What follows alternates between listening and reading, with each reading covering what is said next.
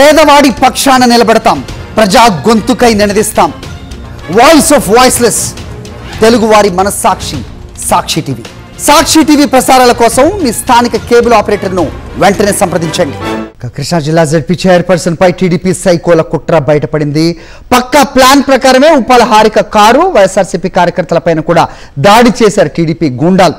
దాడి గుడివాడ తెలుగు యువత అధ్యక్షుడు గోవాడ శివప్రసాద్ కూడా ఉన్నాడు. ఈ దాడిలో పక్కా ఆధారాలు ఉన్నప్పటికీ ఉప్పాల హారిక ఫిర్యాదుపై పోలీసులు స్పందించలేదు.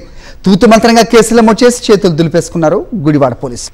రైట్, ఇదే అంశంపై మరిన్ని అప్డేట్స్ మా కరెస్పాండెంట్ అశోక్ నుండి తెలుసుకుందాం. అశోక్, చెప్పండి, దాడి చేసింది ఖచ్చితంగా గుడివాడ తెలుగు యువత అధ్యక్షుడు గోవాడ శివప్రసాద్ అనే మాట వినిపిస్తోంది.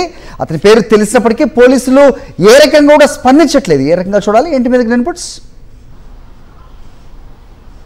అంటే హరి, ఖచ్చితంగా ఏదైతే 2 రోజుల క్రితం గుడివాడలో వైఎస్ఆర్సీపీకి సంబంధించిన నాయకురాలు కృష్ణా జిల్లా జడ్పీ చైర్పర్సన్ ఉప్పాల హారిక మీద దాడి చేసింది పచ్చగొండాలి అనేది చాలా క్లియర్ కట్గా తెలుస్తుంది. వీడియో ఆధారాలు ఉన్నప్పటికీ కూడా కనీసం ఆ ఘటనలో పాల్గొన్న వారు ఎవరైతే ఉన్నారో గుడివాడ నియోజకవర్గానికి సంబంధించిన తెలుగు యువత అధ్యక్షుడు శివప్రసాద్ ఉన్నాడో అతని వీడియోలో చాలా స్పష్టంగా ఉన్నప్పటికీ కూడా పోలీసులు ఇంతవరకు కూడా స్పందించట్లేదు. ఏదైతే తమపై జరిగిన దాడి మీద ఉప్పాల హారిక, ఆమె భర్త ఉప్పాల రాము ఇప్పటికే పోలీసులకు ఫిర్యాదు చేశారు. ఘటన జరిగిన రోజునే గంట వ్యవధిలోనే ఫిర్యాదు చేశారు. కానీ ఈ రోజు వరకు కూడా కనీసం వారి ఫిర్యాదు మీద పోలీసులు స్పందించిన పరిస్థితి అయితే కనిపించలేదని చెప్పుకోవచ్చు. కేవలం కేసులు నమోదు చేసి తూతు మంత్రంగా చేతులు దులిపేసుకున్నారనేది చాలా స్పష్టంగా కనిపిస్తోంది. విజువల్స్లో చాలా క్లియర్గా ఎవరు దాడి చేశారనేది తెలుస్తోంది.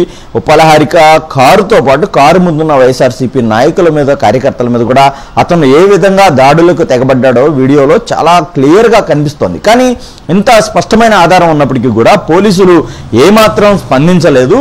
పైపెచ్చు తిరిగి ఈరోజు ఉప్పాల హారిక భర్త మీద తిరిగి కేసులు నమోదు చేసిన పరిస్థితి కనబడుతుంది. ఇప్పటికైనా సరే ఈ ఆధారాలు ఉన్న నేపథ్యంలో అయినా సరే పోలీసులు స్పందించి తమపై దాడికి పాల్పడిన ఎవరైతే టీడీపీ గూండా ఎవరైతే ఉన్నారో అతని మీద చర్యలు తీసుకోవాలని డిమాండ్ చేస్తున్న పరిస్థితి మనకి కనిపిస్తోంది.